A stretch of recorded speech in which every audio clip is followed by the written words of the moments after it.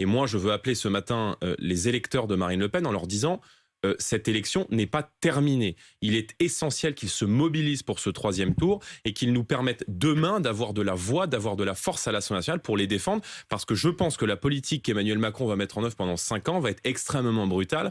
Et d'ailleurs, moi, il y a quelque chose qui m'a beaucoup marqué dans sa cérémonie d'investiture, c'est la petite phrase que lui a glissée Marisol Touraine, où elle lui dit « Emmanuel, maintenant tu as les mains libres ». Marisol Touraine, ancienne ministre de François Hollande, maintenant tu as les mains libres. Son nom est cité d'ailleurs pour être Premier ministre, mais on va y revenir.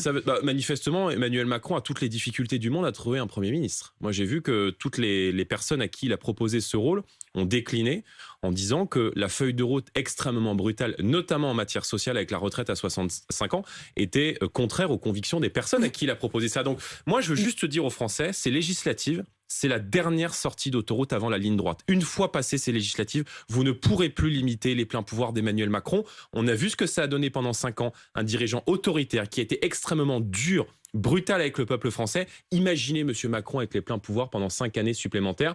Donc il est important qu'il y ait des contre-pouvoirs et que le Rassemblement national entre massivement à l'Assemblée nationale dans quelques jours. Jordan Bardella, quand on pose aujourd'hui la question aux Français de savoir qui incarne l'opposition à leurs yeux, c'est Jean-Luc Mélenchon. Oui, mais si vous voulez, il y a les sondages et puis il y a la réalité des urnes.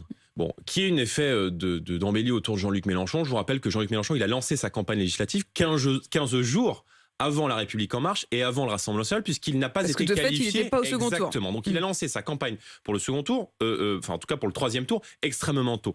Mais Jean-Luc Mélenchon, je le disais, il veut à la fois aussi parce qu'il s'y est mis tout de suite, quoi. Non, mais il veut à la fois être le Premier ministre d'Emmanuel Macron, il veut être en même temps le premier opposant, il veut en même temps descendre dans la rue s'il ne devait pas être Premier ministre, après avoir fait élire M. Macron, parce qu'il lui a apporté ses voix. Enfin, je veux dire, pour moi, M. Mélenchon est complètement disqualifié pour incarner l'opposition à Emmanuel Macron, puisque l'union de la gauche, en réalité, qu'il a constituée, est une union de tous ceux qui ont appelé à voter pour Emmanuel Macron au second tour. Je pense que ce que cherche au fond Jean-Luc Mélenchon, c'est la destruction de l'État.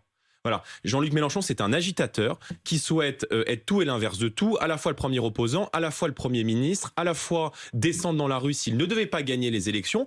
Donc, je pense qu'il est un agitateur. Et en réalité, moi, cette alliance, elle me fait peur.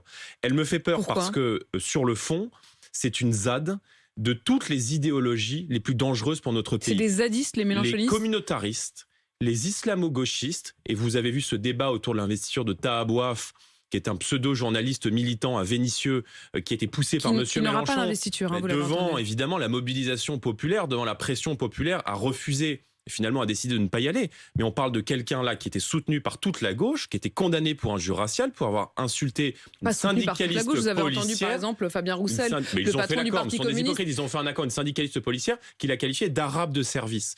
Il y a derrière M. Mélenchon ceux qui défendent le burkini. Donc il y a derrière eux toute une mouvance anti-flics, islamo-gauchistes, qui veulent le désarmement de la police, qui rejettent la valeur travail, qui veulent plus d'immigration, plus d'imposition, qui veulent prendre tout à tous les gens qui travaillent. Donc c'est une alliance qui est extrêmement dangereuse pour le pays. Et moi je dis au peuple français, face à la vague macroniste et face à la vague rouge qui pourrait venir, vous avez une responsabilité, celle de défendre vos convictions et d'aller voter pour permettre à l'Assemblée d'être vraiment nationale et de donner de la voix à la première force d'opposition que nous sommes.